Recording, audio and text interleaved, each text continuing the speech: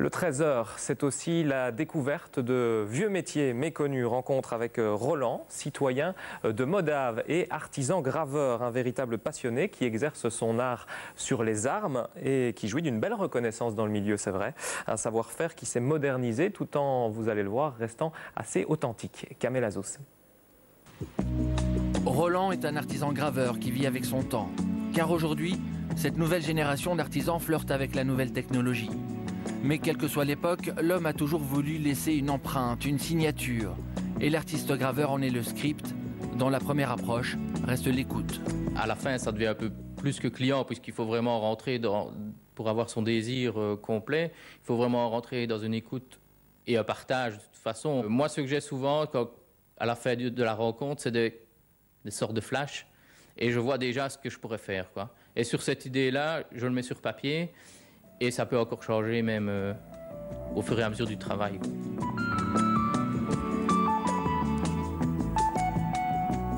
La première étape est le dessin, donc on retransmet le dessin qu'on a fait sur la plaque. Ensuite, on coupe. Maintenant, il y a les fonds à vider, les fonds à perler. Il y a l'incrustation à faire, puisqu'ici il y a une incrustation or. Ensuite, on fait l'ombrage et en dernier lieu, on fait les sujets, donc tout ce qui est animaux. Pour Roland, ce n'est pas à l'école que l'on devient graveur, mais bien dans un atelier au contact d'un maître. Pour lui, il faut au moins 10 années pour apprivoiser la technique sans la maîtriser vraiment. Car chaque projet l'oblige à se remettre en question, d'autant plus que les instruments évoluent. Avant, on avait des échoppes à main qu'on poussait dans le métal mou qui était le laiton. Et maintenant, je veux dire, on est passé au burin, au niveau marteau-burin pour travailler dans l'acier. Et maintenant, on a comblé cette force grâce aux pneumatiques. Donc on a des échoppes pneumatiques qui nous permettent de travailler beaucoup plus fin qu'au burin, sous binoculaire, ce qu'on ne sait pas faire avec le burin. Et alors on a beaucoup plus de coups à la minute, donc le trait est beaucoup plus net et c'est beaucoup plus beau.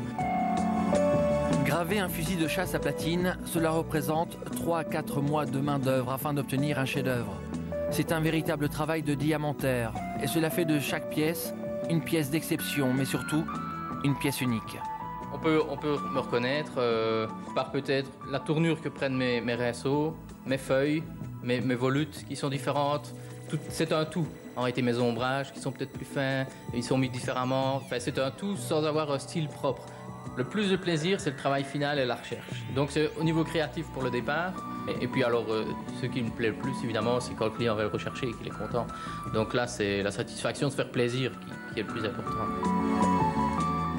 Pour cet artiste graveur, on apprend chaque jour, même lorsqu'on est passé maître dans l'art. Finalement, pour lui, ce métier ne peut être qu'une passion, gravée dans les gènes.